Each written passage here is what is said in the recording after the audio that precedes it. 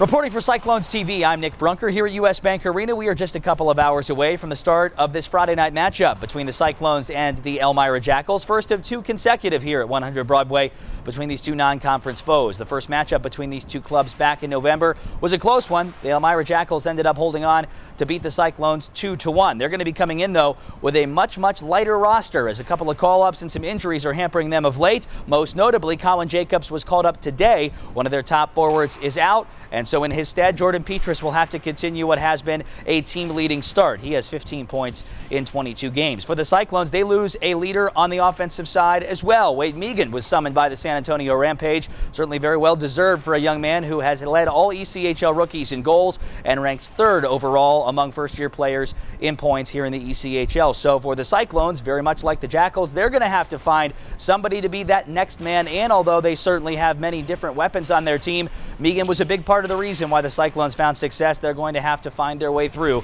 on this Friday night, the first of back-to-back games here at US Bank Arena. For the goaltenders, it is going to be Maxime Clermont. The former Kalamazoo wing will be in net for the Jackals. He was not in action in the first and only matchup between these two teams back in November, but he will be in action after having 4 wins out of his last 5 appearances. On the Cyclone side of things, it will be Joe Howe again. The rookie played very well in his first matchup of the season. His ECHL debut was a 30-save performance and unfortunately came in a overtime defeat against Kalamazoo in this building on Tuesday night. And although he says he felt a little bit like he let down his team, he is going to be back at it, itching to go, and will be in net as the puck drops here at 7:30 p.m. Of course, we'll be on the air live in case you can't be with us in person on the Cyclones radio network and the Cyclones mobile app at 7:05. I'm Nick Brunker, and this is Cyclones TV.